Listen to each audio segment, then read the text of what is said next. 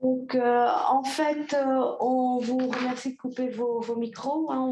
On est nombreux, déjà 46 connexions, une cinquantaine de connexions. Vous pouvez poser, donc, et vous pourrez poser vos questions dans le questions-réponses dédié que vous avez. Il y aura bien sûr des temps d'échange au cours du webinaire et à la fin du webinaire qui nous permettront donc de pouvoir avoir vos retours d'expérience sur le sujet. Et on voulait vous informer que le webinaire est enregistré, sera disponible donc en replay ainsi que la présentation. Alors, donc, on va vous donner donc le contexte en fait de ces grands changements sur les déclarations des dispositifs médicaux intra-GHS. Donc, la liste concernée par les dispositifs intra-GHS, puisque vous vous rendez bien compte que ce n'est pas tous les dispositifs intra-GHS qui sont concernés, mais que certains, et on verra lesquels. On donc rappellera les modalités de transmission au niveau du PMSI qui devient obligatoire à partir du 1er avril 2022. On fera un rappel et un attendu de l'IUD puisque c'est un incontournable pour en fait la déclaration au niveau du PMSI et on verra comment s'en sortir. Et enfin, donc, on vous donnera quelques informations sur la mise en œuvre pour le suivi et l'impact organisationnel dans vos établissements. Alors, on vous fait donc un rappel sur les liens, en fait, les liens utiles, donc qu'on vous redonnera hein, donc, pour que vous puissiez y aller. Alors, au niveau du site du ministère, donc, où vous trouverez en fait un ensemble d'informations mises à jour, puisque nous y sommes allés hier, donc il y a eu une mise à jour de fait là en début avril. On vous a mis un lien sur l'ANSM pour la réglementation relative aux dispositifs médicaux. On vous a remis un lien sur le règlement européen. D'autre part, donc le décret en fait du 7 décembre 2020 relatif au management de la qualité du circuit des dispositifs médicaux implantables et l'arrêté qui va avec donc du 8 septembre 2021. Et enfin, donc un lien vers la certification HS pour la qualité des soins et prise en charge des patients.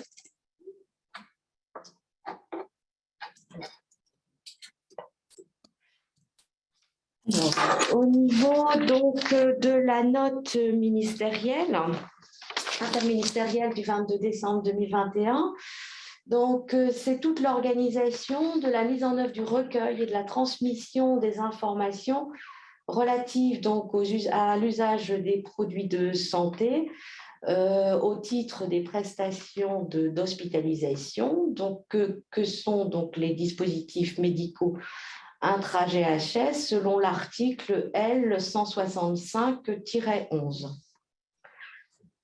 Et au niveau information importante, c'est qu'à compter du 1er avril 2022, le suivi national est étendu sur cette liste intra-GHS.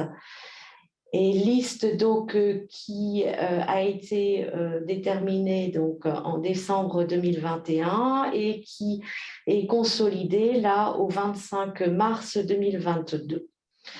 Alors, qu'est-ce que ça occasionne en fait donc cette transmission, ce recueil et cette transmission? Donc, c'est le suivi de l'utilisation des DM pour analyser leur usage en vie réelle et favoriser leur juste utilisation. On voit que le national veut suivre donc ces dispositifs médicaux sensibles. Et donc, c'est leur prise en charge, donc à partir du moment où vous l'aurez déclaré sur le PMSI, donc subordonné donc à ce recueil, la transmission de certaines informations relatives à l'usage de ces dispositifs médicaux. Alors, au niveau du rappel du dispositif, donc, les dispositifs médicaux qui sont concernés par ce dispositif intra-GHS appartiennent à des catégories homogènes de produits de santé qui sont déterminés par arrêté des ministres chargés donc, de la santé et de la sécurité sociale et que vous retrouverez dans le premier lien qu'on vous a donné, donc lien utile qu'on vous a donné. Donc, ces catégories homogènes de dispositifs sont déterminées de quelle façon?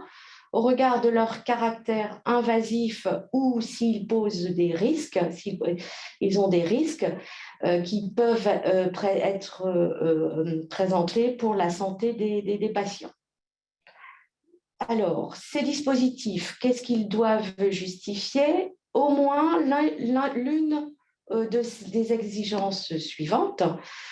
Donc, soit donc la validation de l'efficacité clinique des dispositifs, la définition des spécifications techniques particulières de ces dispositifs et ou l'appréciation de leur efficience au regard des alternatives thérapeutiques disponibles.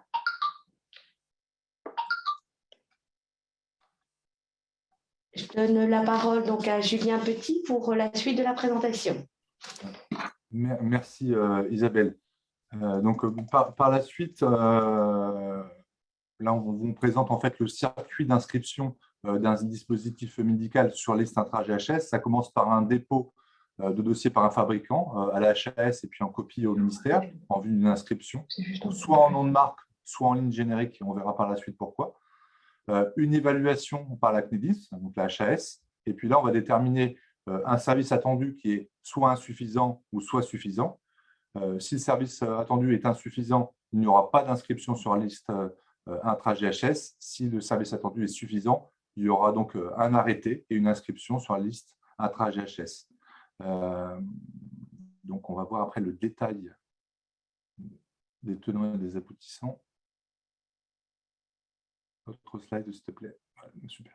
Donc, ce qui est important de retenir, c'est qu'en fait, ce n'est pas seulement une déclaration PMSI, la liste intra-GHS, c'est que dans cette catégorie, il faut être inscrit donc, sur cette liste positive pour pouvoir acheter le dispositif médical. Donc ça, c'est important. Donc, ça conditionne l'achat du DM, en fait, cette inscription sur cette liste intra-GHS. Donc, ce DM, donc, il est inscrit soit en nom de marque ou soit en ligne générique. Et il appartient, comme donc disait tout à l'heure Isabelle, à une catégorie homogène de DM. Il y a des catégories qui ont été définies.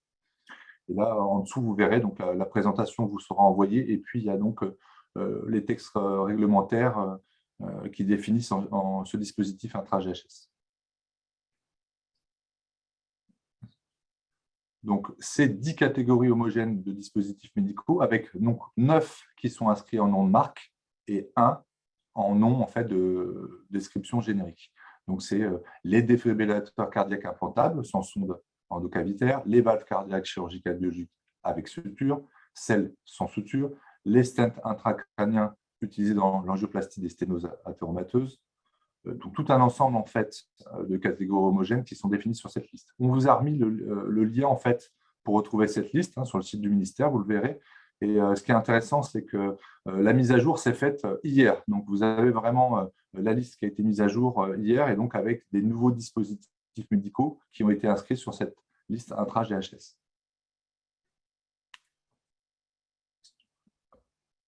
Merci. Donc là, on a voulu vous montrer, on a juste fait un petit tableau croisé dynamique avec le fichier qui est disponible sur le site du ministère. Donc, on va retrouver la catégorie. Derrière, j'allais dire les noms de marque, donc vous voyez Cello, Floguet, Merci, en fait, dans les dispositifs de thrombectomie. Et puis, à chaque fois, les références qu'on va voir derrière. Donc, on a toujours la catégorie homogène, la marque, et puis après, la référence particulière. Voilà comment ça s'organise par type de catégorie homogène.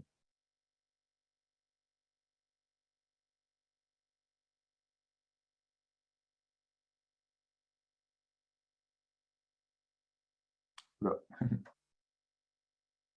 Isabelle, tu peux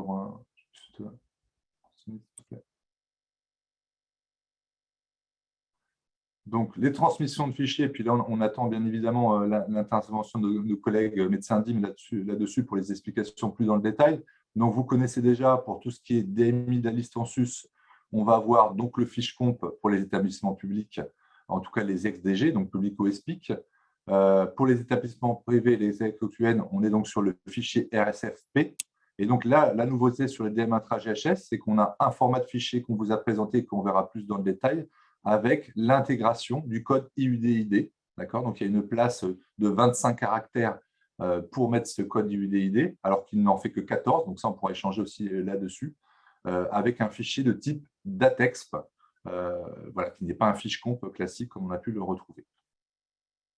Et donc, derrière, quand on déroule là-dessus, vous l'avez un peu plus grand, ce format donc, que vous retrouvez sur le site de la TIH, et puis donc avec les différents caractères qui sont présents. Je ne sais pas si vous voulez intervenir, docteur Dufossé, peut-être par rapport à ce fichier. Oui, j'ai un petit peu fait une petite aide que je vous envoie dans la discussion. Là, je vous ai envoyé le fichier. En fait, merci à vous d'avoir retrouvé la discussion Agora. Donc, en fait, dans la discussion d'Agora, on va retrouver comment se crée ce DATEX. Peut-être la diapo un petit peu avant, ça serait super. Et en fait, le DATEX, pour ceux qui n'en ont jamais fait, notamment sur les MRC ou sur les DATEX un peu spécifiques qu'on retrouve plus dans les CHU, le DATEX, c'est un fichier dit CSV, mais il faut se méfier de le faire sous Excel. Parce que Excel a tendance à enlever les zéros à gauche, en tendance à mettre des séparateurs de texte alors qu'il n'y en a pas. Donc, je vous ai mis un tout petit essai et il faut toujours mettre une ligne 1 qui est une ligne d'en-tête. Et la ligne d'en-tête, si on pouvait retrouver la diapo où on avait le fichier, la subtilité, je vous le montre tout de suite parce que si le fichier se modifie un peu, il faut que vous compreniez où on retrouve ces colonnes d'en-tête. Alors, je ne sais pas si on peut repartager le diaporama. Cynthia, si tu peux nous remettre sur la slide de DATEX, s'il te plaît. Ce sera super. Ouais, super. Voilà, c'est non variable. En fait, là où vous voyez non variable, c'est ce que vous allez devoir mettre dans la première ligne, finesse PMSI tout collé, point virgule, numadmin, point virgule, id underscore exp, point virgule, id underscore ord, point virgule, date underscore pose, point virgule, etc. et code underscore iud underscore id. Alors pour l'instant, d'après ce qu'on a vu dans Agora, et ça vient d'apparaître parce que beaucoup de problèmes surviennent sur le démarrage, c'est effectivement un code en 14 caractères qui est fait, c'est-à-dire si vous mettez 12 ou 13, c'est-à-dire si vous enlevez les zéros non significatifs à gauche, ça ne marche pas, il vous fera une erreur, donc c'est bien 14 caractères, y compris les zéros non significatifs, ce n'est pas 25, 25 étant un maximum, et qui ne correspond même pas à un code IUD complet, donc on en parlera après. On a fait un peu l'expérience, et il faut savoir également que il y a, comment j'allais dire, après il y a pas mal d'erreurs et il faut savoir que on est en constant développement. L'expérience montre qu'il y a un petit retard entre les versions des GOS et les versions ATI. On l'a vu, nous, sur plein de fichiers de ce genre-là. Donc, s'il y a des mises à jour des GOS, souvent l'ATI les intègre, mais avec un peu de retard. Donc, il ne faut pas vous inquiéter si au départ, il y a quelques petites erreurs, ça va se corriger au fur et à mesure. Alors, je laisse Benoît. Oui, alors, il y a Benoît Vest qui a usurpé mon identité. Il a dit un deuxième. Oui, j'en suis désolé, pardon. Allez-y, docteur Vest. Oui, en complément de ce que vient de vous dire François, moi, j'ai essayé pour notre établissement de constituer un DATEXP hier soir avec les données qu'on avait. Alors, effectivement, dans le fichier de décembre DGOS, il y a quelques coquilles dans les codes, notamment, comme on l'a dit, des zéros qui ont été supprimés au début. Et même là, c'est très bien qu'on ait à l'écran ce format, puisque, en fait, à la 5e ligne, date de pause, si vous mettez date de pause dans l'entête de votre fichier CSV, eh ben, ça ne marchera pas. Vous aurez un beau message d'erreur dans GNRSA qui vous dira problème d'entête, erreur d'entête, et à vous de vous débrouiller avec ça. Et en fait, ce n'est pas date pause, c'est date underscore utilisation qu'il faudrait utiliser. Et ça, effectivement, dans le format de la TIH, c'est date pause, alors qu'en fait, c'est date utilisation et ça a été mis à jour dans la notice GNRSA du M2 2022. Ils ont modifié ce tableau qu'on a à l'écran ici en remplaçant date pose par date utilisation. Donc ça, ben voilà, faut le savoir aussi. Ce n'est pas encore corrigé du coup dans le fichier format MCO de la TIH, mais c'est modifié dans la notice GNRSA. François l'a dit sur les 25 caractères, effectivement, bon, bah, faut mettre le code tel qu'il apparaît dans le fichier DGOS nouvelle version, en sachant que sur IPMSI, c'est encore les codes ancienne version. Donc voilà. Pour le M2, vous étonnez pas, je pense, si vous avez énormément de lignes qui sont rejetées. Nous, c'était notre cas, pour des problèmes de code et des problèmes de format qui, on espère, vont être un peu modifiés. La bonne chose, c'est qu'on a, comme souvent avec GNRSA, on a les logs qui nous disent s'il y a un échec, à quoi c'était lié. Donc moi, mon premier échec, c'était lié à cette en-tête date pause où il faut mettre date utilisation. Et après, pour chaque ligne qui ne serait pas transmise, qui ne serait pas intégrée dans les fichiers à transmettre sur IPMSI, on a également un code erreur qui nous dit classiquement le code n'existe pas dans le référentiel ou encore il n'a pas retrouvé le numéro administratif de séjour dans le fichier RSS en miroir du fichier datex. Donc nous, on a eu un pourcentage très très élevé de rejets. Il faut d'une part qu'on revoie en interne le paramétrage des codes et des différents DM, l'association de codes qu'on a fait, en attendant peut-être que les éditeurs nous le fassent pour nous, pour tout le monde. Et puis voilà. Donc beaucoup de rejets, beaucoup de coquilles dans les fichiers, dans les formats, où on se sent un petit peu démuni devant les messages d'erreur quand on doit transmettre les fichiers. Voilà pour le petit retour d'expérience que je souhaitais vous faire là-dessus. Et on aura peut-être un petit peu de temps s'il y en a d'autres qui ont essayé également de faire cette transmission sur le M1 ou le M2, qui pourraient nous partager également leurs expériences là-dessus. Alors, je vais en complément de ce que dit Benoît. On a essuyé les plâtres avec le DATES MRC et lui, il a eu essuyé les plâtres sur plein d'autres textes. Ça ne marche jamais au démarrage. Donc, du coup, il faut être patient. C'est le cas de le dire. Faut juste, si on fait cette réunion, c'est surtout aussi pour vous prévenir qu'il faut commencer à les noter, ces IUD, dès maintenant. Et j'avais fait le pari hier, quand on avait discuté avec l'Omédit, que je pense que c'est à la transmission de juin où on sera à peu près correct, à peu de choses près, le temps que ça soit stabilisé de tous les côtés. Alors, on va donner la parole peut-être à Anne-Françoise Germe qui a levé la main. Vas-y, Anne-Françoise. J'ai activé, c'est ça? Oui, vas-y. Vous m'entendez? Très bien. Oui, j'écoute avec attention tout ce qui est dit là.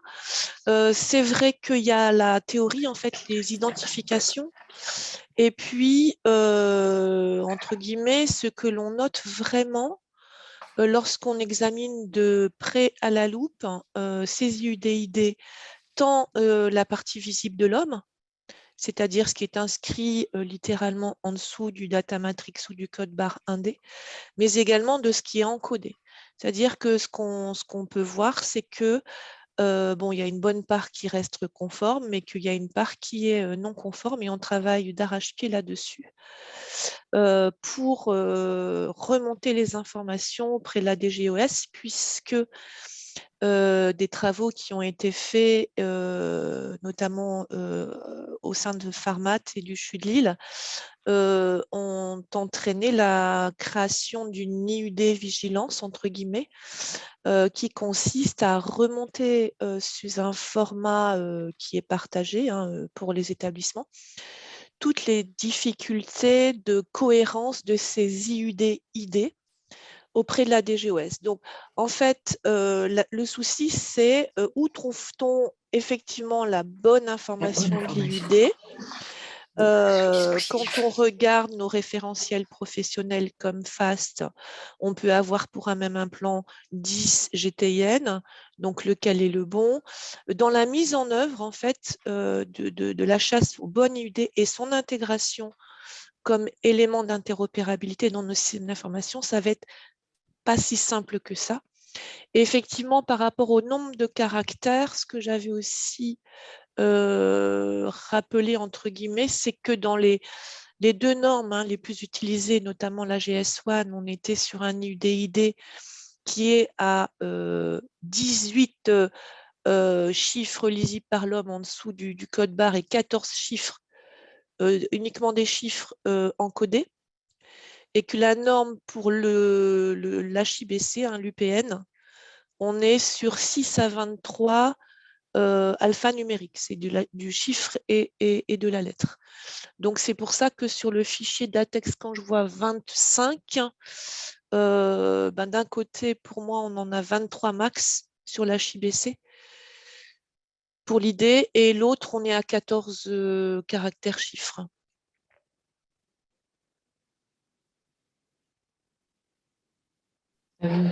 On en parle un petit peu après. Merci Anne-Françoise. On va donner la parole à Lire Petit. Bonjour à tous. Merci d'abord pour cette présentation entendue. Moi, je voulais juste compléter les propos de Anne-Françoise. Aujourd'hui, on est en difficulté pour remonter d'une façon exhaustive donc CDMI intra-GHS. Pourquoi? Parce que aujourd'hui, c'est une remontée manuelle et nos éditeurs ne sont pas prêts ou ne répondent pas facilement à notre demande de manière à intégrer cette UDID dans notre base, dans nos bases informatiques, dans notre système d'information. Comme l'a bien souligné Anne-Françoise, effectivement, pour un implant, il peut y avoir plusieurs UDID, donc lequel il faut prendre.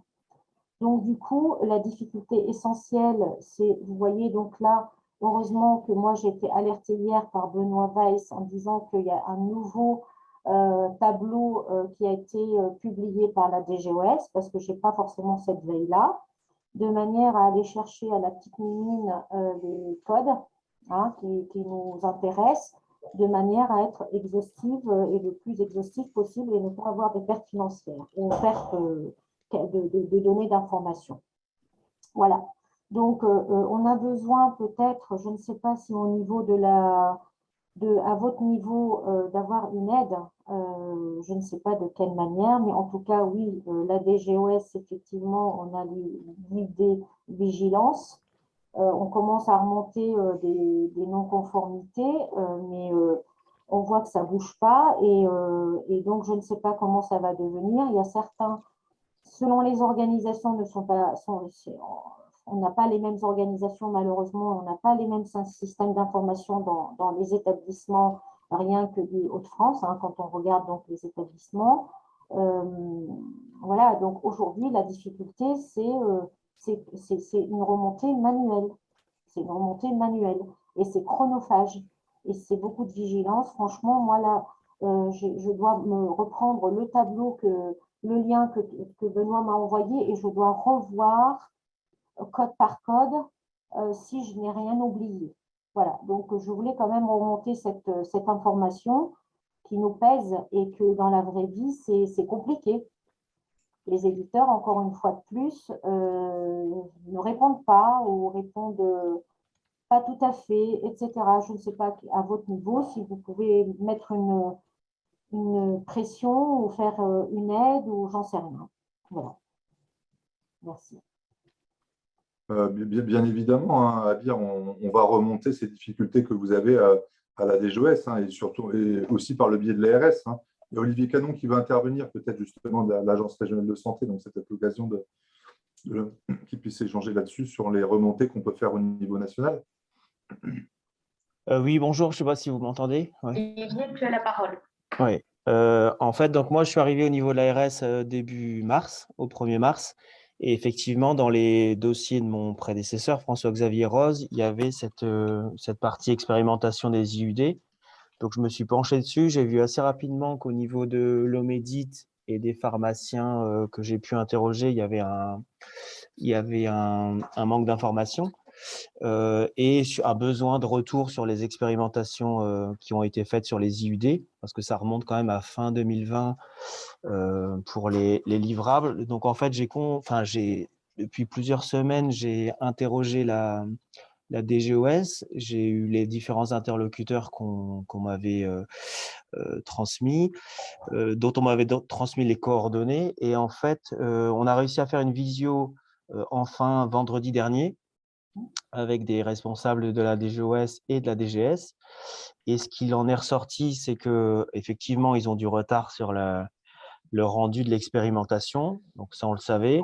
Par contre, ce qu'ils ont mis en avant, donc on sait pas, enfin ils sont pas étendus sur la raison du retard, mais par contre, ils ont mis en avant le fait qu'ils avaient eu des retours environ de la moitié des établissements expérimentateurs, donc sur les 75 au niveau national, et au niveau régional, on était sur la même moyenne. Ils nous ont dit qu'ils avaient eu 5 retours sur les 10 établissements expérimentateurs. Donc là, j'ai commencé à relancer ceux qui n'avaient pas fait remonter leurs livrables.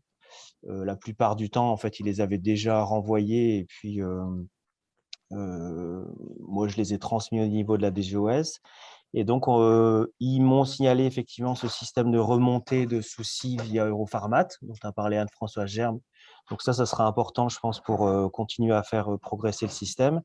Et ils m'ont parlé aussi d'un guide. Je pense qu'ils travaillent aussi depuis longtemps sur un guide, justement pour l'utilisation de l'IUD et à la fois pour ce circuit des DM intra-GHS, mais plus généralement pour l'arrêté sur le management du circuit des DMI et la traçabilité réglementaire. Donc ça aussi, normalement, ça doit arriver prochainement. Donc en fait,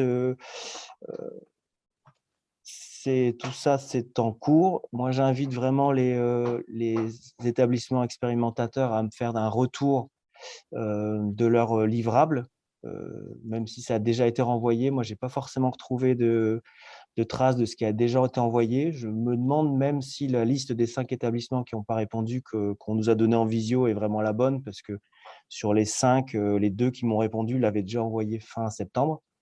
Donc, si on pouvait renvoyer tous les livrables au plus vite, je pense que ce serait un bon moyen de leur montrer voilà, que c'est fait à votre niveau et insister sur le fait qu'on est vraiment en attente des résultats de cette expérimentation. Merci Olivier. On va donner la parole à Aurélien. Je ne sais pas s'il peut prendre la parole. Ça n'a pas l'air de... Son micro. Comme ça, on pourra Ah ouais, j'arrive pas à l'activer, son micro. Ou alors il nous met sa question en discussion pour qu'on puisse la relayer, parce que impossible. Attendez. Les éditeurs. Allez-y. Allez-y, Aurélien. On vous entend, Aurélien. Vous pouvez... C'est bon, vous m'entendez? Oui, allez-y, on vous entend. Docteur Cordonnier de Château-Thierry avec Madame Mazur, pharmacienne, et notre cadre de pharmacie. Moi, j'aimerais savoir si vous êtes rapproché des éditeurs de logiciels justement pour essayer d'anticiper ce nouveau recueil pour qu'ils puissent nous aider. Je pense notamment à Pharma ou alors à d'autres éditeurs que je ne connais pas. Parce que je pense que c'est à eux aussi de nous aider pour créer les fichiers, notamment par exemple le fichier de Chimo, des choses comme ça. Je ne sais pas si vous êtes rapproché d'eux. Si, il y a toute une démarche en fait de prise de conscience du national par rapport aux concepteurs de logiciels et à l'amélioration justement des données à mettre au niveau des différents logiciels pour que vous puissiez pousser l'information. Qui veut intervenir? Monsieur Tess, vous voulez intervenir ou Monsieur Dufossé? Moi, je voulais juste réintervenir. Effectivement, je vous avais dit tout à l'heure que effectivement, ça allait se stabiliser tout doucement et qu'on a été aux prémices parce qu'il n'y a pas eu l'accompagnement qu'on peut avoir, mais on a eu le même souci avec le DATES MRC. Je tenais à corriger une petite erreur qui est arrivée sur la discussion que j'ai vu passer. Attention, il n'y a pas de confusion entre les DM intra-GHS et les DMI en sus. On est bien dans un changement de cap, c'est-à-dire qu'il y a certains DMI qui étaient en sus qui sont maintenant réintégrés dans les GHS. C'est le même principe que la réintégration des EPO dans les GHS. Donc, il n'y a pas de double liste. Il y a bien la liste des DM intra-GHS qui remplace pour certains dispositifs médicaux l'ADM en sus qui était dans un fiche comp. Donc, il n'y a pas de double saisie, contrairement à ce que certains auraient pu comprendre. C'est bien un changement de cap. Je ne sais pas si je suis assez clair là-dessus. On l'avait dit peut-être, je pense, au début. Moi, j'avais l'impression, mais je pense que ça n'a pas été bien compris. On va peut-être reprendre la diapo correspondante, effectivement. Voilà, sur les dépôts, oui, c'est des fichiers, en fait, en parallèle, hein. En fait, c'est une extension effectivement du dispositif, mais ce sont sur des fichiers complètement différents. Il y a un fichier DM inscrit sur la liste en sus qui reprenait donc les DM implantables, invasifs, facturés en sus et qui étaient inscrits au titre de la LPPR, et là qui font l'objet de 2 envois distincts par les établissements publics ou expliquent d'un côté, établissements privés de l'autre, et qui reprennent tous deux le code LPP. Pardon, je ne vois pas avec le truc. Merci. Et la partie DM intra-GHS qui s'appuie effectivement sur le code IUDID à travers un fichier DataXP là, dont on vous a parlé. Alors après, c'est vrai que dans les discussions, on voit, donc je relais les discussions. Hein, est-ce qu'il y a des établissements qui ne souhaitent pas entendre le besoin d'évolution des systèmes d'information? Madame Gerbe, vous voulez reprendre la parole? Parce que c'est vrai, effectivement, comme l'expliquait M. Canon, le but des sites pilotes était vraiment de remonter les difficultés des établissements. Et il y avait un groupe de travail interopérabilité DM qui était censé remonter ces différentes informations. Et il y a également la question d'Agnès Berneron qui voudrait connaître la liste des établissements expérimentateurs à la fois au niveau du privé et du public et de l'ESPIC. Oui, est-ce qu'on m'entend? Oui. Oui. Ah, d'accord, on a les micros en fait. On vous a laissé les micros. On vous a laissé les micros. D'accord, ok. Oui, effectivement, c'était le but des sites pilotes de faire un état des lieux du système d'information, ce système d'information en vue de l'application de l'arrêté de septembre 2021 qui demande aux établissements que cette IUD soit l'élément d'interopérabilité sur toutes les étapes du dispositif médical. C'était ça le but des sites pilotes, de faire effectivement un peu un corpus de cas d'école et de remonter les difficultés du côté aussi entreprise de dispositif médical. Donc, il y avait un triple focus, ce qui permettait pour la DGOS, qui reste attentif à nos problèmes, hein, de voir un petit peu dans quoi on mettait les pieds pour avoir une action d'une part sur les éditeurs de logiciels, parce que dès lors que dans les remontées d'informations, on voyait que l'interopérabilité était mise en œuvre par tel ou tel éditeur ou impossible à mettre en œuvre, d'avoir une pression sur les éditeurs de logiciels pour aider à cette intégration sur toutes les étapes de l'IUDID et aussi d'avoir une pression, entre guillemets, sur le marché fournisseur. Hélas, c'est remonté parce qu'entre-temps, on a eu des choses qui s'appellent le Covid, parce que également, il y a eu des adhésions ou pas des sites pilotes. Le but de cette DGOS, elle était aussi de forcer un petit peu la main, si je peux m'exprimer ainsi, des directions informatiques qui parfois n'ont pas connaissance ou ne veulent pas forcément affronter ce souci de revoir totalement le système d'information. Donc moi, ce que j'entends, c'est qu'il faut être soutenu par la DGOS, certes, mais ça veut dire qu'il faut reprendre les réunions Et je suis contente qu'Olivier ait eu effectivement une réunion avec eux, et ça veut dire que la dynamique va peut-être se relancer, mais quelque part, on a pris beaucoup de retard. Mais il y a aussi convaincre nos interlocuteurs internes informatiques de l'ambition de ce qui est demandé par l'arrêté de septembre. Et parfois, croyez-moi, ce n'est pas si simple d'essayer de faire comprendre que cet IUD, il doit être interopérable à tous les niveaux et jusqu'à l'information du patient, puisque, et jusqu'à la lettre de sortie du patient maintenant versée au DMP. Donc, voilà, pour moi, le fait de pousser l'intra-GHS avec l'IUD était une volonté des pouvoirs publics de bouger, de faire bouger les lignes dans les établissements. Parce que le constat qui est fait, c'est que les établissements ne sont pas forcément alignés avec l'objectif de l'arrêté de septembre 2021, qui rend cette IUD l'élément d'interopérabilité. Et je rappelle aussi que cette IUD, c'est la clé d'entrée de DAMED. Donc, c'est effectivement d'essayer de faire un petit peu bouger les lignes pour que la culture de cette IUD puisse nous imprégner. Donc, en résumé, je suis contente si ça se réveille, mais peut-être un peu tard, mais il n'est jamais trop tard, et qu'on puisse remonter effectivement déjà ce qui ressort de nos sites pilotes. Voilà ce que je voulais ajouter. Et InterOpDM, c'est un groupe de travail effectivement dans lequel il y a le SNITEM, il y a DGOS, mais il y a des éditeurs justement pour se mettre en ordre de marche, pour concevoir le modèle qui permettra demain une mise en œuvre d'un circuit informatique interopérable du dispositif médical. Voilà. Merci Anne-Françoise. C'est tout l'objet de ce webinaire que l'on va dérouler, pour lequel on va pouvoir justement poser les problèmes que tu viens de dénoncer. Donc, on va continuer le diaporama, si vous le voulez bien, si j'y arrive. On fera un temps d'échange. On a vu vos différentes questions. On va refaire un temps d'échange parce qu'un certain nombre d'infos, effectivement, se passent déjà dans le chat, qu'on vous a remis effectivement dans la présentation.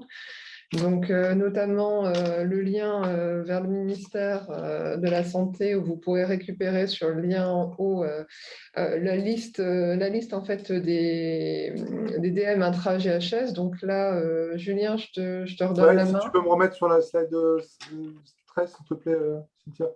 Parce que là, on est sur la 12.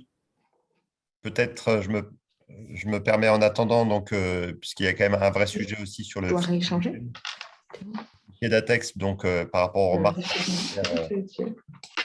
et en particulier Benoît et François, donc on propose vraiment tout ce qui a pu être précisé là pour le remplissage de ce fichier, parce que c'est quand même un peu compliqué effectivement. Et donc ça déjà effectivement une première réponse aux difficultés simplement sur comment doit être constitué ce fichier et tous les petits risques qu'on a en termes de remplissage par rapport à ce tableau qu'on a ici et qui n'est pas, qui est pas tout à fait complet si on veut pouvoir remplir de façon opérationnelle le fichier. Peut-être qu'on peut prévoir ce complément d'information.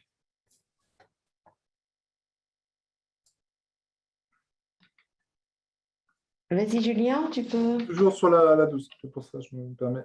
Ah, mais non. Non, attends, on va ressortir. C'est un problème d'affichage entre vous et nous, de ce fait. Là, c'est bon ça... Non, c'est bloqué. C'est super, mais merci Cynthia.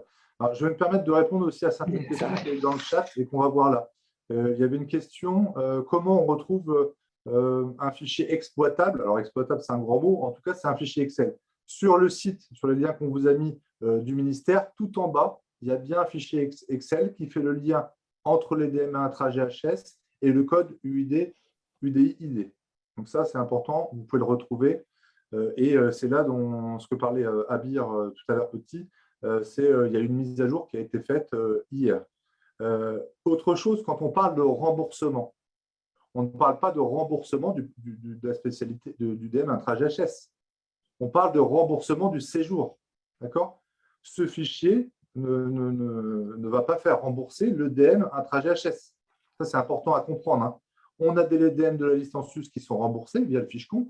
Mais là, c'est vraiment une déclaration obligatoire et potentiellement, si ce n'est pas fait, il y aurait des sanctions sur la valorisation du séjour. Donc ça, c'est important de bien faire la différence entre les deux choses.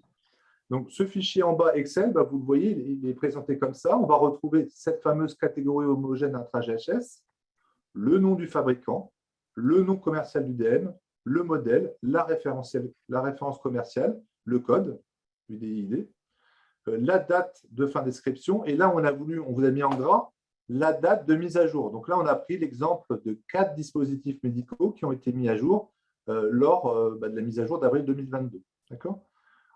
En théorie, les IUD sont aussi disponibles sur la base de DAMED. D'accord ? Sauf que pour l'instant, il n'y a pas la totalité des IUD qui est présente sur cette base, et notamment les DM intra-GHS, nous, on n'arrive pas à les retrouver. D'accord ? Donc, ça va être les données, le site DAMED va être implémenté au fur et à mesure.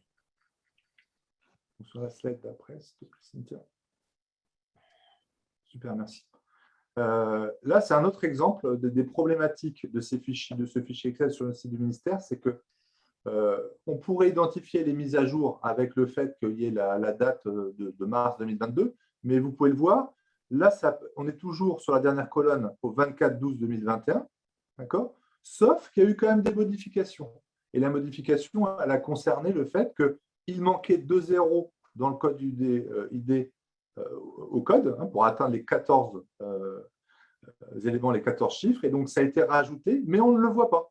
Donc, on peut pas, il faut réimplémenter l'ensemble du nouveau fichier parce qu'on ne peut pas se contenter de la mise à jour de mars 2022 parce que ça n'est pas identifié. Donc, vraiment une grande vigilance par rapport à ça parce qu'il y avait des erreurs dans les codes qui ont été remontés par les établissements. Il y a eu des corrections, mais ces corrections ne sont pas forcément visibles. Là, super.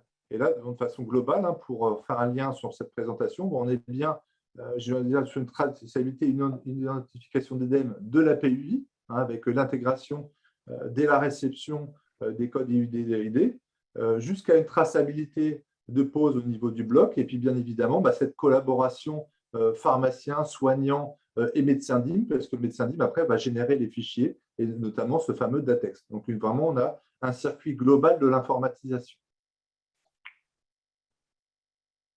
Et puis là, on a prévu un petit temps d'échange, donc c'est peut-être l'occasion encore si vous avez quelques questions sur cette première partie. Est-ce que vous avez quelques questions? On va donner la parole à Agnès Berneron qui attendait de pouvoir s'exprimer. Vas-y Agnès. Vous m'entendez? Oui, c'est bon. Non, en fait, moi, je découvre le fichier DMI intra-GHS, enfin DM intra-GHS, et en fait, ce qui me fait peur, c'est que moi, je suis établissement pilote IUDID. Donc, l'explication n'a pas été claire sur ce qui nous était demandé en tant que pilote IUDID. Enfin, nous, on est au niveau du groupe RAMSE, on a 8 établissements qui sont pilotes IUDID, donc on a travaillé sur la carto et tout ça. Mais on n'avait pas cette notion de DMI intra-GHS et de rendu de ce tableau-là. Donc, après j'ai peut-être loupé un truc, moi, personnellement, mais c'est vraiment pas, ça n'a pas été très clair.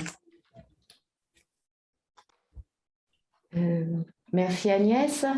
On va donner la parole à Patrick Mazot, qui avait aussi… Oui, merci. Vas-y Patrick. Merci Isabelle. J'ai 2 questions par rapport à ce que vient de dire Julien, parce que moi, j'ai une vraie préoccupation de comprendre comment ça marche, le volet financier. Bien sûr, ce ne peut pas être les DMI qui ne seront pas remboursés, puisque ce n'est pas une déclaration de DMI, c'est bien une déclaration d'éléments complémentaires du séjour. Il est prévu un algorithme qui va faire qu'il n'y aura pas de remboursement du séjour s'il manque l'information? Alors, on n'a aucune idée de comment dire, s'il y avait des indus qui devaient être faits sur les séjours, on ne sait pas comment ils seraient faits. Alors, est-ce que c'est une menace? C'est strictement impossible. C'est strictement impossible. Parce que s'il y a défaut de déclaration, ça ne veut pas dire qu'il n'y en a pas. Ça peut être soit un oubli, soit un problème technique, soit quelque chose de volontaire. On ne peut pas, je dirais, sanctionner sur une information qui manque en creux. Après, la faisabilité de ces indus, on ne la connaît pas. Nous, c'est vrai qu'on ça voudrait dire de vous informer sur ce que nous a dit la DGOS. Après, soyons clairs. Ce ne sera pas possible de sanctionner l'établissement autrement qu'aller faire des contrôles sur dossier, puisqu'on voit bien que le PMSI à lui seul n'est pas complet à ce niveau-là. Il n'y a pas une complétude d'information qui permet de dire si le fichier est vide, c'est que l'établissement ne nous déclare pas. Alors, il y aura un moyen. Vous imaginez au CHU de Lille, si aucun des maîtres GHS ne déclarait, vous voyez, ça pourrait être une première piste pour après, derrière, faire des contrôles. Je ne dis pas pour faire des contrôles. Donc, on est bien d'accord, c'est uniquement sous forme de contrôle. Il n'y a pas d'autre moyen, puisque comme vous le dites… Oui, d'accord. Donc, ça, je voulais que vous l'éclaircissiez parce que ça me semble être une information qui est très importante, mais un défaut d'exhaustivité, il n'est pas détectable. Ça serait compliqué. Donc, on est bien d'accord, sur Ovalide, ça va être dans les fichiers descriptifs et pas dans la valorisation ni dans les contrôles qualité, on est bien d'accord. D'accord, il n'y a pas de valorisation associée au fichier d'ATEX. Mais c'est du descriptif. Voilà. D'accord. Je réinterrogerai la FHF sur sa position par rapport à cela, parce que ça me semble très important le message à faire passer à nos directions d'établissement, il est important parce que en relation à ce qu'a dit Anne-Françoise tout à l'heure, il y a une vraie difficulté pour faire comprendre c'est un sujet complexe, et donc de faire comprendre l'importance du sujet à nos maîtrises d'ouvrage informatique est crucial. Et apparemment, même cet effet de levier financier, s'il n'est pas clair, ils ne le comprennent pas. Donc, je pense qu'il y a une vraie nécessité de communiquer par votre biais, puis également par le biais des fédérations. Puis effectivement, il y a la deuxième question, c'est le piège. C'est le piège qui a bien été montré là, par finalement un code qui a varié dans le temps. Et donc, les établissements peuvent être piégés à leur insu par un défaut de qualité du référentiel. Vous imaginez les contentieux dans lesquels ça pourra nous emmener. Moi, je passe mon temps à contrôler la qualité des informations qui est délivrée par la DGOS sur les médicaments à accès précoce et accès compassionnel, et je ne manque jamais de répercuter ces défauts de qualité à l'Eumédite. Là, ça risque de pleuvoir sur les DM. Parce que franchement… Là, on est vraiment dans notre rôle. Bien évidemment que ces erreurs de codage, on va les remonter avec les collègues, ça c'est certain. Le fait qu'on ne puisse pas identifier. Alors, nous, en toute honnêteté, en toute transparence, on l'a remarqué seulement hier avec la mise à jour. Oui. On savait que les codes, il y avait des codes faux, ça on était au courant aussi avec les collègues des autres régions, on avait échangé là-dessus. Par contre, que les mises à jour se faisaient comme ça, c'est pas possible. Donc, cette semaine, on vous propose déjà de remonter le problème au niveau national en disant il faut identifier toutes les lignes qui sont mises à jour, pas uniquement les inscriptions de nouveaux DM intra-GS, mais également s'il y avait des erreurs de code, parce que sinon, on ne peut pas s'y retrouver. Donc ça, on s'engage à le faire, si vous en êtes d'accord. Merci beaucoup. On va donner la parole à Chauchard. Je ne sais pas si c'est monsieur, madame. Allez-y, je pense que vous avez la parole. Oui, vous m'entendez? Oui, très bien. Très bien, bonjour. Oui, Caroline Auchard, pharmacien à l'hôpital de la Filière. Excuse-moi. C'était aussi à peu près l'objet de monsieur Mazot. Ma question, en fait, c'est que nous, on fait des remontées de remboursement de GHS quasi quotidiennes. Et cette extraction de DATEXP, elle se ferait comment, en fait? On devrait renvoyer un fichier mensuellement, hebdomadairement? Parce que le DMI sera déjà posé et le séjour sera déjà remboursé, à mon avis. Ce sera effectivement plutôt des contrôles a posteriori. On va peut-être laisser la réponse à M. Dufossé ou à M. Bess. Je pense que c'est les mieux placés. Je pense que je vais répondre à vous tous et notamment à Patrick. Alors, il faut que vous compreniez, pour ceux qui ont un peu d'ancienneté, lors de la réintégration des EPO, et Didier pourra aussi en reparler, en fait, le principe, c'est quoi? C'est que les DM en sus disparaissent sur certains DM et il y a une revalorisation qui est réintégrée dans la valorisation des GHS. Cette revalorisation n'est pas l'identique de tous les DM implantés, mais est une valorisation moyenne qu'il faudra apprécier. Sur l'historicité qu'on a de l'EPO, quand on avait fait le calcul entre la revalorisation des GHS de dialyse et ce qu'on consommait réellement en EPO, on s'était aperçu qu'il y avait un tiers qui manquait. Donc, on avait dû réévaluer nos utilisations des EPO en dialyse.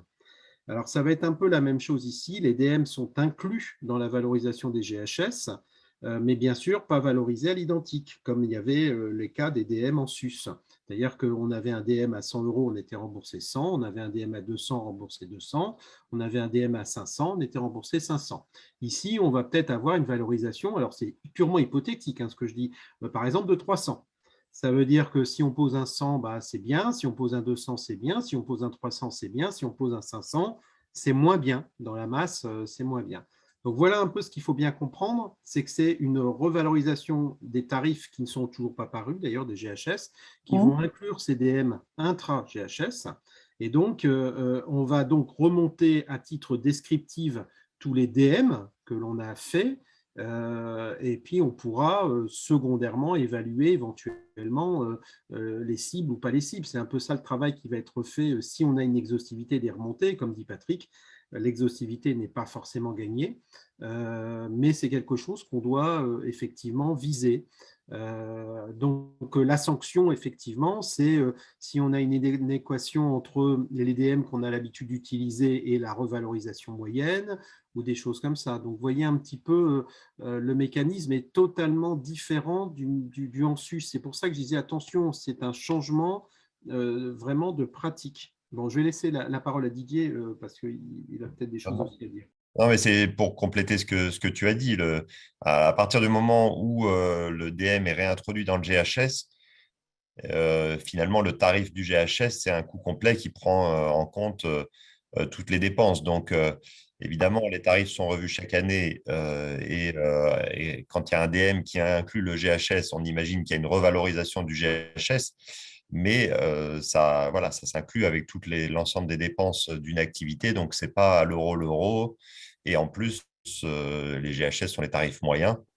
Donc, on ne sait pas si on s'y retrouve vraiment sur le financement exactement de ces activités. Donc, c'est vraiment un dispositif après de coût complet dans lequel il y a dans certains séjours un certain nombre de dispositifs. Donc, au moment où les DM sont réintroduits dans l'ensemble des dépenses, évidemment, les tarifs ont tendance quand même à être réévalués, mais c'est absolument pas une évidence. Et on peut imaginer du coup que si on ne déclare pas ces DM intra-GHS, à l'inverse, au fil du temps, les tarifs rediminuent parce que justement, il y aura sur les statistiques nationales un défaut de traçabilité et donc un défaut de prise en compte dans ces coûts moyens des surcoûts liés à ces DM intra-GHS.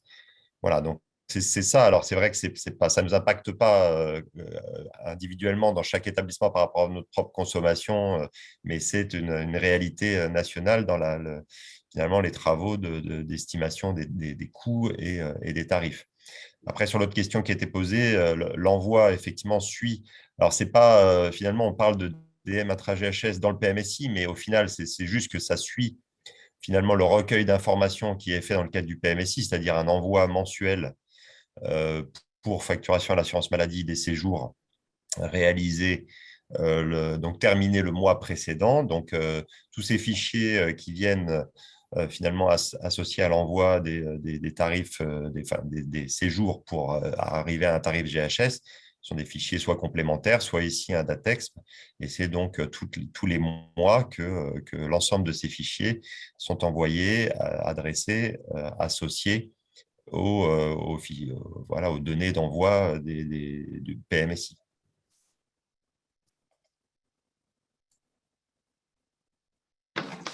Merci pour les explications. Je pense que, j'ai encore 3 mains levées, mais c'est les 3 personnes qui ont déjà, qui sont intervenues. Est-ce que vous voulez, il y a Olivier, tu veux intervenir?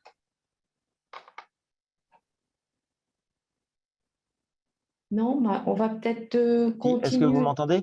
Oui, vas-y. Je branche mon micro. Juste, c'est rapide, mais c'est pour faire le lien avec ce qu'Anne-Françoise Germe a dit et Agnès Berneron, c'est-à-dire que moi, je connais bien le problème de réussir à faire bouger sa direction de l'informatique sur la mise en place d'un logiciel. Je l'ai connu quand je travaillais dans un autre établissement. Et donc, j'espère qu'on pourra vous aider au niveau de l'ARS, de l'OMEDIT, du COTRIM, suite à ces webinaires et éventuellement à la réunion que tu proposes des pilotes sur l'expérimentation IUD.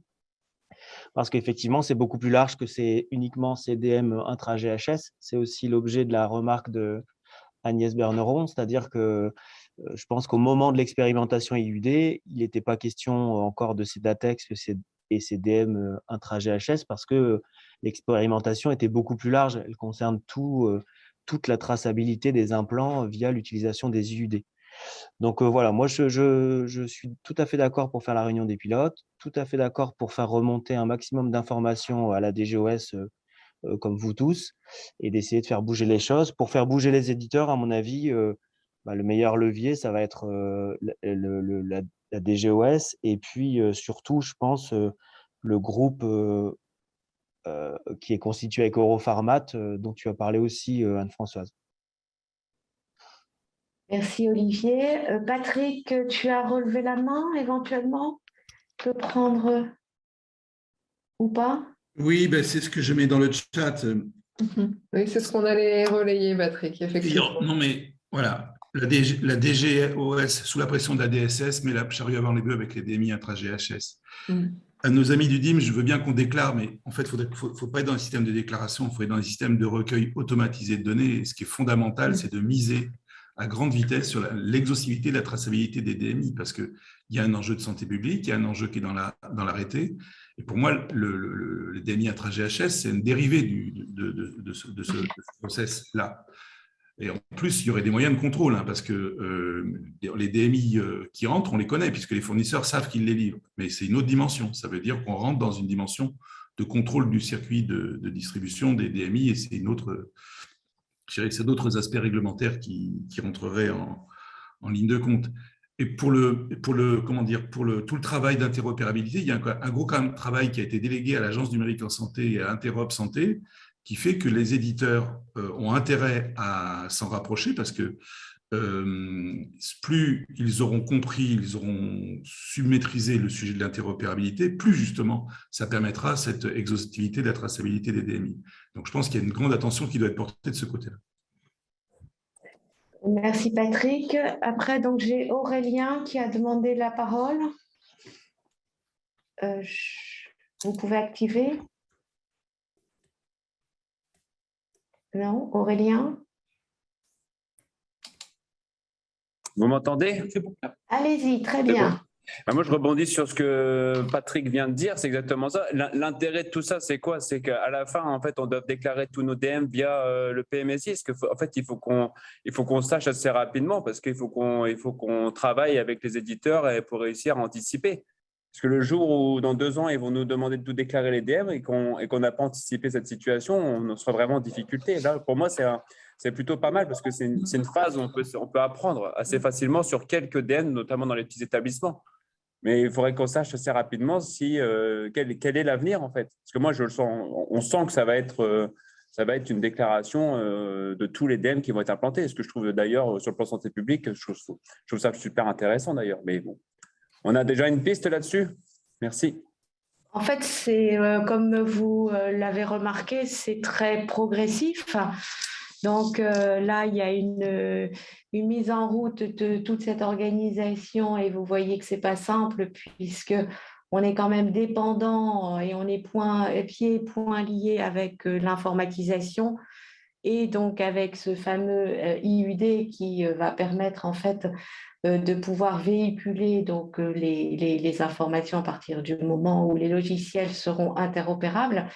Et comme vous le soulignez, c'est vraiment effectivement un point de départ de toute une organisation que le national recherche pour justement gérer donc les risques de ces dispositifs médicaux, alors qu'ils soient implantables, mais il y a aussi des dispositifs médicaux qui ne sont pas donc implantables dans les intra-GHS. On va peut-être continuer la présentation si vous le voulez bien. Ou alors, Anne-Françoise, tu voulais Tu voulais réintervenir? Oui, je voulais rebondir sur Rapidement. Ouais, très vite. Juste ce que dit Patrick, c'est vrai, il faut une exhaustivité de traçabilité, mais il faut administrer cette IUD dans nos systèmes d'information parce que le tout manuel, en ce qui me concerne, c'est même pas la peine de m'en parler.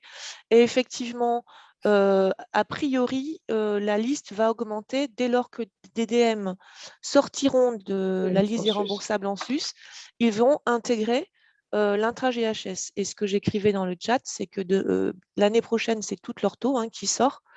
Et bon courage. Donc, il y a beaucoup de discussions. Hein. On relaiera l'ensemble des discussions. De toute façon, le but, c'est pareil. On va récupérer l'ensemble de vos questions au fora questions. On a prévu avec les 2 autres régions avec lesquelles on travaille de partager tout ça et de pouvoir remonter ça également en groupe de travail. Hein. Donc, on va continuer de dérouler le diaporama et donc on va vous reparler de l'identifiant unique du dispositif. Je laisse la parole à Cynthia. Alors, je vais faire vite parce que pour beaucoup dans la conversation, voilà, vous avez bien identifié en fait le point clé de tout ça. C'est bien sûr l'IUD, donc l'identifiant unique attribué à chaque dispositif médical qui sera enregistré sur une base de données unique européenne, EDAMED, qui permettra la lecture et l'enregistrement automatique des données relatives au DM. Avec cette distinction entre la partie IUD, ID, donc l'identifiant dispositif qui gère en fait le fabricant, le modèle de conditionnement, associé en fait à l'IUD IP, identifiant production, qui va comprendre les dates de péremption, numéro de lot, numéro de série, date de fabrication. Comment faire pour reconnaître l'IUD? Donc, au niveau européen, le code IUD est accompagné du logo UDI que vous voyez en bas de la présentation. Donc ça, c'est extrait en fait d'une fiche d'accompagnement que le réseau Médit est en train de déployer avec un outil qu'on va vous présenter un petit peu après. Sur la diapo suivante. On a repris ici en fait le poster SNITEM, dont plusieurs ont parlé de vous, dont vous avez parlé plusieurs dans le chat, donc qui reprend en fait le poster transparence qui avait été aussi vraiment développé lors des jeudis de l'IUD. Donc IUD, identifiant unique DDM, clé d'entrée et d'interrogation de la base et outils de traçabilité. Donc voilà, je ne vais pas reprendre l'ensemble, je ferai juste un petit focus sur l'IUD ID de base, où bon, c'est du franco-français, mais c'est un peu ils ont repris en fait une notion en fait de classification, mais plutôt à usage réglementaire, où l'IUD-ID de base reprendra en fait plusieurs IUD-ID. C'est une sorte de catégorisation de l'ensemble des IUD-ID y appartenant. Où est-ce qu'on retrouve l'IUD? Dans la base de DAMED, sur les étiquettes en fait des conditionnements primaires, secondaires. On est censé le retrouver à terme sur les cartes d'implant et il servira aussi dans tout ce qui est déclaration de conformité, signalement d'incidents graves, documentation technique, où on devrait raccrocher avec l'IUD-ID de base. Donc, c'est pareil, hein, cette affichette, vous retrouvez en fait dans la publication SNITEM, elle faisait partie également d'une présentation associée au format SNITEM, DGOS, ANSM sur les jeudis de l'IUD. Le diaporama, de toute façon, vous sera envoyé et vous aurez tous les liens pour y accéder. La base de DAMED, donc base de données européenne sur les dispositifs médicaux, pareil, on vous a fait l'accès public en bas de page. L'objectif de cette base est bien entendu en fait d'avoir une base de données déjà commune à l'ensemble des dispositifs médicaux en Europe, comme son nom l'indique, et donc d'améliorer la traçabilité des DM, de permettre une meilleure notification des incidents et des mesures correctives. Il va permettre également de lutter contre la contrefaçon, d'assurer une meilleure sécurité du patient. On va aller de toute façon vraiment à la traçabilité sanitaire jusqu'à la carte patient, jusqu'au dossier patient, et d'améliorer les politiques d'achat et de la gestion de stock. Donc ça, c'est vrai qu'on l'a vu également dans le chat. C'est une proposition et c'est vrai qu'à terme, on pense que l'IUD-ID jouera le même rôle en fait que l'UCD et qu'on pourrait avoir en fait un prix moyen d'IUD-ID qui permettrait en fait d'avoir des prix négociés en fonction des grandes classes dans lesquelles en fait viendrait se ranger cette IUD-ID. Derrière, donc, le calendrier. d'apposition et de déploiement de l'IUD sur donc, les DMI et les DM stériles. Donc, depuis le 26 mai 2021 sur la classe 3 et les implantables. À partir du 26 mai 2003, classe 3 réutilisable, classe 2. 26 mai 2025, classe 2 réutilisable, classe 1, pour d'ici 2027 s'étendre à l'ensemble des DM. Et donc, pour aller plus loin, on vous a fait les liens vers les jeudis de l'IUD sur la page Europharmat qui avait lieu en fait en mai de l'année dernière et sur les principaux documents d'information dont sont tirés en fait nos diaporamas. Donc, le guide d'application du règlement européen, les posters IUD et les fiches de transparence information SNITEM Europharmat. Et alors, on va s'attarder très rapidement sur ce schéma. Vous doutez bien, la place entre guillemets du DM et des UDID dans tout le schéma autour de dans l'hôpital et dans l'environnement et de toutes les interopérabilités nécessaires entre les GEF, les identifications patients avec l'identification de mouvement, le logiciel de bloc, le logiciel de pharmacie, lien avec la traçabilité. Et cette place en fait que l'IUDID va avoir sur les DMI gérés pour le moment, dont on retrouve en fait pour le moment le lien uniquement avec la LPP, mais on pense qu'à terme, effectivement, dans ces déclarations-là, il est fort probable en fait que le code IUDID remplace le code LPP dans les déclarations.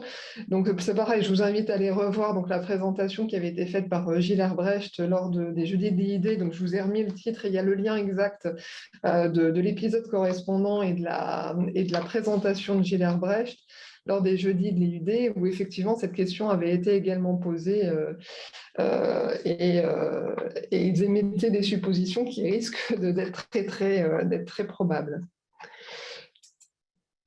Et donc, en outils et propositions d'accompagnement d'établissement, c'est vrai qu'on a vu plusieurs d'entre vous en parler. Et donc, effectivement, c'est une proposition. Le réseau Médit, avec l'appui, en fait, d'une cartographie d'informatisation des DMI émanant au départ de la région ARA et en groupe de travail avec donc, plusieurs régions, dont la nôtre, proposerait un outil d'accompagnement, un outil de cartographie des process informatiques autour des DMI pour justement faire un état des lieux au sein de vos établissements de la traçabilité sanitaire et financière en reprenant vraiment en fait l'ensemble des circuits fournisseurs, des circuits à l'API, des circuits au bloc opératoire, des circuits données patients, données financières et également trouver le versant au niveau des données en fait retrouvées en termes d'informations de poste de DMI dans le dossier patient et également vers la lettre de liaison en dehors de l'hôpital. Et le but de cette cartographie, c'est vraiment de faire un point sur les logiciels utilisés, les données enregistrées.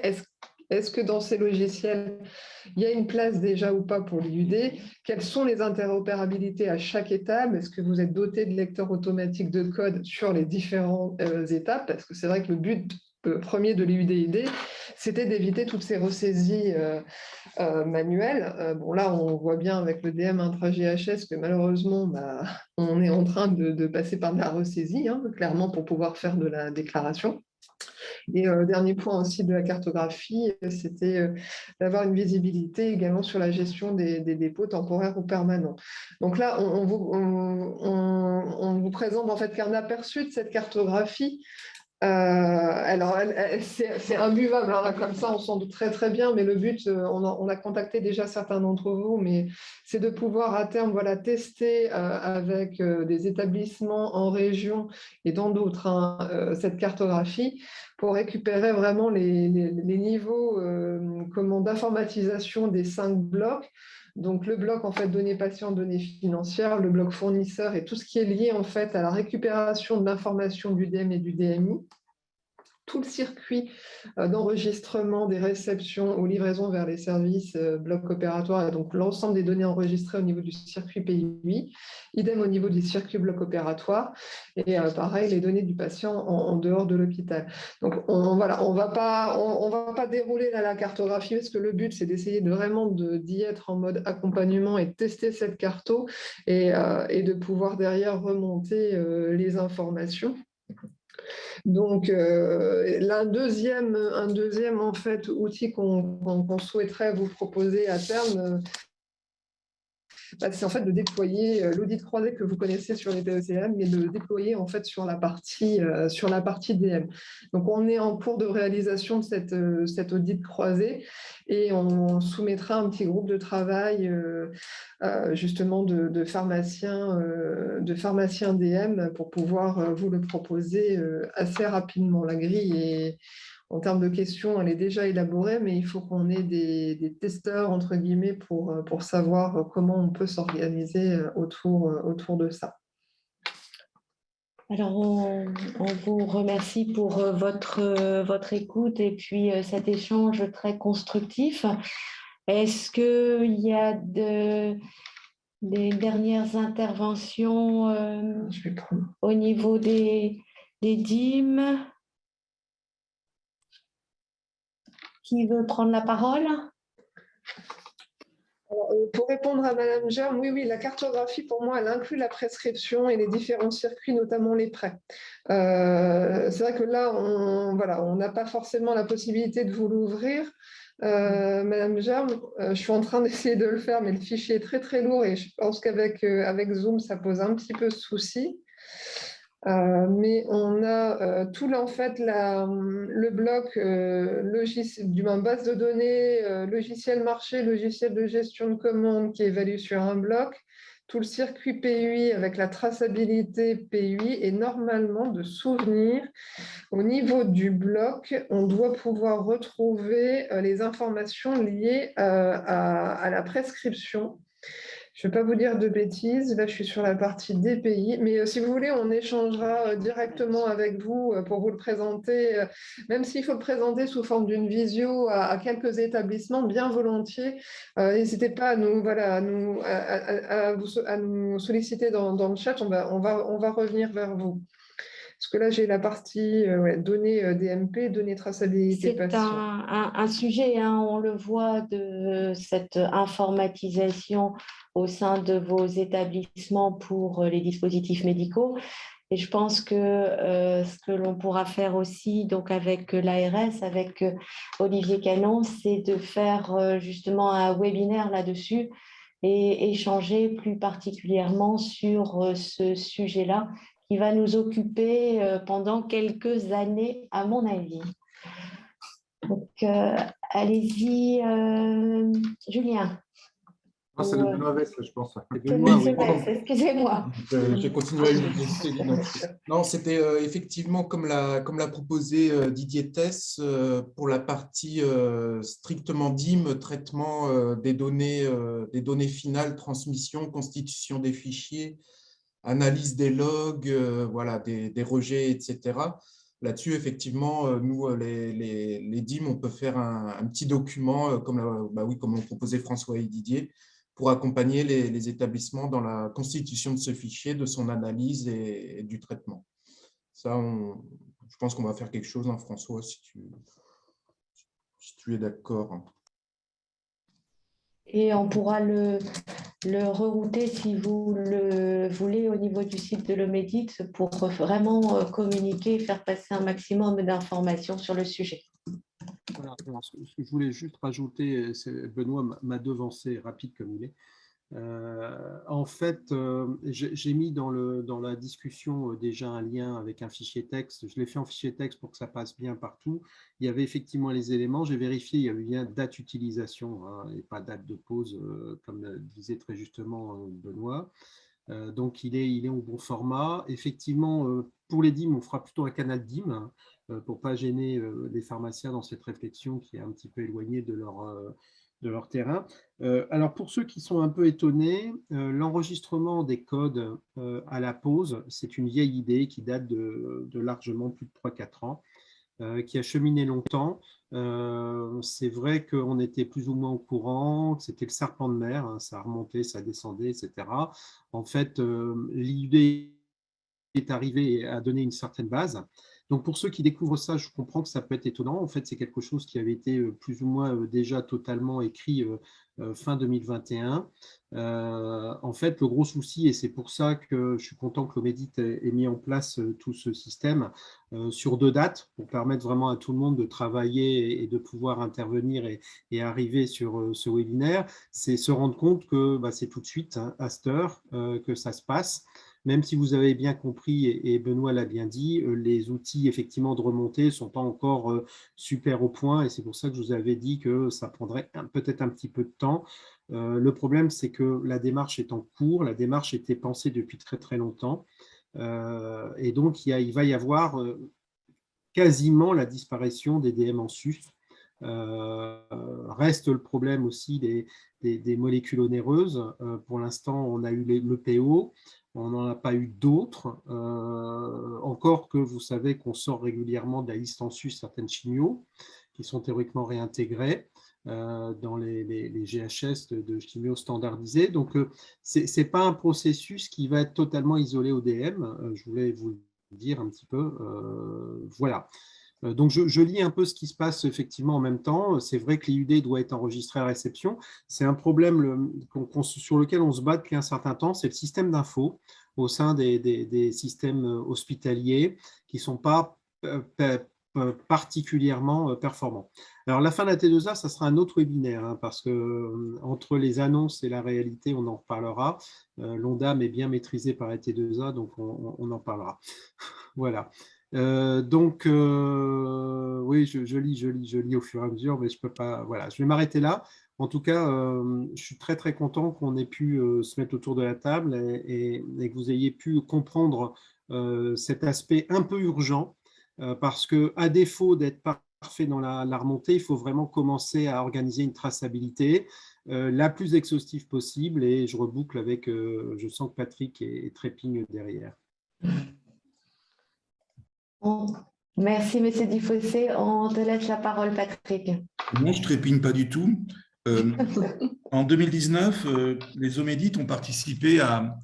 On fait une enquête sur la réalité justement de l'exhaustivité, de la traçabilité et surtout les outils informatiques, qui était la reproduction de cette faite par le ministère en 2014. Est-ce que dans notre région, cette enquête a été faite ? Ah oui. Oui, elle a été faite complètement. Et est-ce que le résultat pourrait être rediffusé pour que tout le monde prenne conscience, vous voyez, pour toujours cet état de prise de conscience? Elle est sur le site de l'Omédit. On avait fait une restitution donc des résultats. Donc Monique était encore là, donc ça fait début d'année 2020. D'accord, oui, maintenant je m'en souviens. Sont bons. Est-ce qu'à l'occasion justement de la communication que vous faites aujourd'hui, il sera peut-être utile de la rappeler, de la rediffuser? Oui, tout à fait, il n'y a pas de souci, volontiers. On la remettra sur le deuxième. Ouais. À ce moment-là, c'est vrai que ça passe. C'est vrai que c'est le seul dernier point de départ et le dernier point d'étape entre guillemets qu'on a, parce que comme on l'expliquait dans le chat, oui, c'est pas faute de réclamer en fait les livrables. Ça fait plus d'1 an qu'on essaie de les récupérer, hein, pour rien vous cacher, et qu'on n'a aucune réponse. Ce n'est pas le fait de notre seule région, hein, c'est clairement toutes les régions y ont été, même en interpellant directement en session la DGOS, et on n'a pas récupéré, comme expliquait M. Canon tout à l'heure également, c'est pareil, lui. L'ARS fait cette démarche-là aussi pour essayer de le récupérer. Donc, volontiers, voilà, pour refaire un point d'échange entre les établissements expérimentateurs, parce que le but, nous, c'était vraiment d'avoir une vision régionale de savoir de quoi on partait pour pouvoir avancer. C'est ça, d'avancer en fait avec vous sur le sujet, mais pour avancer, il faut avoir les données. Puisque vous avez travaillé en fait en tant qu'établissement pilote sur le sujet, et c'est important de pouvoir l'exploiter ici en région pour ainsi accompagner aussi les autres établissements. Sinon, il y avait aussi un autre levier qui n'est pas activé, puis effectivement, moi, j'ai interpellé plusieurs fois la DGOS à ce sujet. Françoise y a fait allusion tout à l'heure. Un des attendus de la traçabilité des DMI, c'est qu'elle alimente les dossiers des patients et au-delà de l'établissement, le DMP, par le biais notamment de la lettre de sortie, la LDL de sortie. Et donc, la proposition qui avait été faite, c'est d'utiliser les financements du couloir Ségur-Hôpital pour en faire une exigence, en fait. Faire une exigence de l'exhaustivité, de la présence des DMI posés dès qu'il y avait un séjour chirurgical avec pose de DMI dans la lettre de liaison. Mais pour l'instant, la DGOS n'a pas n'a pas fait remonter cette exigence dans le cadre du Ségur numérique. Parce que ça peut être aussi un levier important puisqu'il y a du financement associé. Excuse-moi, Patrick, c'est une obligation déjà via la carte d'implant, le lien entre lettre de liaison et carte d'implant? C'est une obligation, je dirais, théorique, mais pour inciter l'établissement à le faire, autant utiliser un levier financier, oui. C'est-à-dire le mettre clairement dans les exigences dans le volet 2 des exigences du Ségur Hôpital, que les DMI soient dans la lettre de liaison. Alors, je vérifie sur la partie certification, je me demande si ce n'est pas la certification. Mais dans la certification, bien sûr, la certification l'exige, c'est faire, je dirais, un effet de levier supplémentaire avec le financement. Oui, pour l'instant, d'après ce que l'on a su, puisque c'est ARA qui en avait parlé dans son dernier webinaire, puisque en fait, il y a eu ces mêmes présentations faites en février en Nouvelle-Aquitaine et en mars, donc au niveau de l'Auvergne-Rhône-Alpes. Et effectivement, ça ne faisait pas partie du Ségur. Ben oui, et je pense qu'il ne faut peut-être pas louper ça. Merci. Je pense qu'il n'y a plus de main. Ah, si, Anne-Françoise, vas-y, Anne-Françoise. Oui, juste pour rebondir. On a eu un petit problème de son, excuse. Ouais. Vas-y, il faut réactiver. Réactive, ouais. Oui, ça va là? Oui, merci. Oui, pour rebondir sur les derniers échanges, ce n'est pas la même chose. Hein. L'intégration dans le DMP, dans la lettre de liaison, la carte implant remis au patient et la lettre de liaison sont deux choses complètement différentes. La lettre de liaison, elle est reliée dans le DMP, absolument pas la carte d'implant. Oui, mais en fait, on peut faire un lien, parce qu'en fait, c'est parce qu'on avait travaillé aussi là-dessus, sur le fait que là, pour le moment, on parle de carte d'implant manuelle. Il y a la carte d'implant, quelle qu'elle soit, celle qui est effectivement imposée par le fournisseur, ou la carte d'implant manuelle qui est issue du système d'information. Voilà. D'accord. Mais de toute façon, quand on parle aussi de ça, la lettre de liaison, c'est que demain, il faut avoir l'IUD-ID sur la lettre de liaison. Oui, aujourd'hui, c'est une mention. Donc ça aussi, il faut faire évoluer les mentalités, quoi. C'est vraiment le pivot, l'IUD-ID, hein, on s'en rend bien compte à tous les niveaux et ça sera la donnée indispensable pour que tout puisse se passer correctement. Et là, comme on le disait, il y a du travail au niveau des systèmes d'information pour que ça puisse être une réalité de demain. En tout cas, on vous remercie tous de cet échange très enrichissant. Et donc, on vous reviendra vers vous pour vous donner les informations selon en fait la discussion hein, qui était très, très dense et très, très riche. Et on vous donnera donc les réponses donc avec nos collègues médecins de DIM, M. Dulfossé, M. Tess et puis M. Weiss. Un grand merci à vous d'avoir pu participer et animer ce webinaire. Et donc, on vous remercie parce que là, on a pris, on a bien débordé, mais c'était un sujet d'importance. Et donc, on vous souhaite une bonne journée et à très bientôt. Isabelle, juste une dernière chose pour finir. Le webinaire du 8, hein, c'est une redite d'aujourd'hui. Ça serait juste pour les gens qui n'ont pas pu se connecter aujourd'hui. Je pense que c'est important peut-être à redire que le 8, c'est la même présentation pour les gens qui n'étaient pas disponibles. Et puis, autre chose, c'est aussi sur ce nouveau format, cette collaboration, j'allais dire, Cotrim, ARS, Omedit, de faire des retours par rapport à ça, si c'est un format qui vous convient, parce qu'on pourrait aussi imaginer, notamment dans le codage de l'accès compassionnel et de l'accès précoce, des webinaires sur cette thématique-là, parce qu'il y a de la nouveauté qui arrive dans le codage des ex-ATU nominatives. Donc, voilà, nous faire un retour si ça vous intéresserait, ces collaborations, de reproduire ces collaborations. Voilà. Excuse-moi, Isabelle. Non, mais très bien. On peut clore cette séance, si vous le voulez bien. On va récupérer les adresses mail des participants. Dans tous les cas, la présentation sera envoyée. Si jamais on n'a pas réussi à identifier tout le monde, ne vous inquiétez pas, la présentation sera positionnée sur le site d'ici fin de semaine. Le replay, ça mettra un petit peu plus de temps parce que techniquement, il faut qu'on fasse ça de l'extérieur. Mais voilà, l'ensemble de la présentation et des liens dédiés et le replay seront disponibles d'ici fin de semaine. Un grand merci à vous tous. Bonne fin de journée. À très bientôt. Et bonne journée. Merci, au revoir. Merci à tous, puis merci à l'Omédit.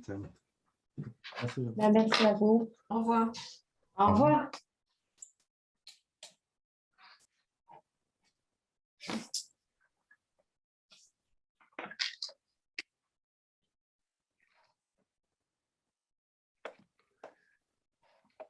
Je ne ferme pas.